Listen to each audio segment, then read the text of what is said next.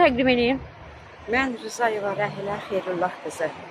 Azadlıq prospekti, Nəsim rayon Azadlıq prospekti 104 mənzil 23-də ziyan çəkmiş bir vətəndaş olaraq sizdən müraciət edirəm, xahiş edirəm. Bizim prezidentimizə müraciət edirəm.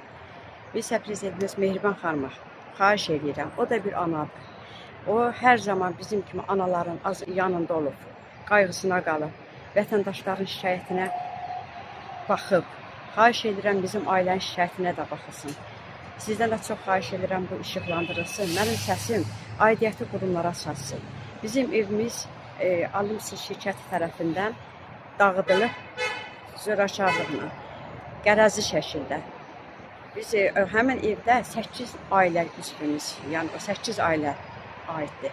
Bizim evimiz qərəzli şəkildə, belə zorakılığına, heç bir xəbərdarlıq olmadan çörək almağa çıxmışam, gəldim görüm evimizi uçurduqlar torpağın altına. Hadisə nə zaman baş verir? Hadisə evimin dağıdılması 2021-ci il oktyabr ayının 14-də.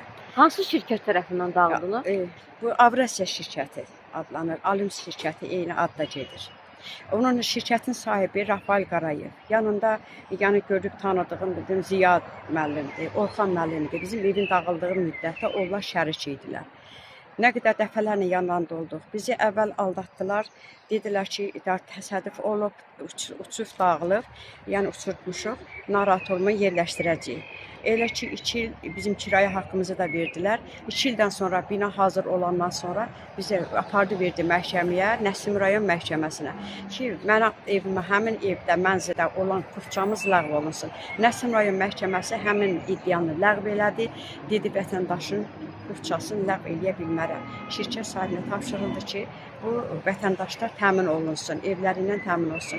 Heç bir məhəl qoyulmadı. Dəfələrlə çox, bütün qurumlarda şikayət ərzəm olub, dəfələrlə qəbul eləmiş, gitmişəm, şikayətimə baxılsın, ola bilməz belə bir yəni cinayətkarlıq olsun, vətəndaşları belə qərəzli şəkildə çölə töksünlər, deyirlər yuxarıdan, göndərirlər aşağı rəhbər işçilərinə, bu işin üstü örtülür.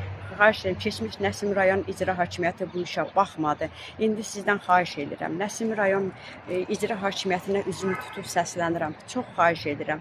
Məni qəbul etsin. Bax bu gün də dünən getmişəm, bu gün getmişəm. Məni aşağıda oturanlar qəbul etmir. Ələsgər qəbul edir, yuxarı icranın başçısını qəbuluna buraxmır. Nəyə görə? Çünki mən əminəm ki, bu işdən təzə gələn icra başçısının xəbəri yoxdur. Qoy bu xəbəri olsun, desin ki, Rahilə xanım, hə, bunu biz dağıtmışıq. Yəni bilərəkdən, hə, mən də ondan sonra çəkilim oturum. Amma mən bilirəm ki, bizim başçı, təzə gələn başçı vətəndaşların qayğısına qalar. Elə də humanist bir insandır. Bizim kimi vətəndaşların qayğısına qalır. Sözlü şikayətinə qulaq asır, baxır, dinləyir. Xahiş edirəm, üzüm tutub yenə xahiş edirəm. Və bizim səsim, bizim Nəsim rayon.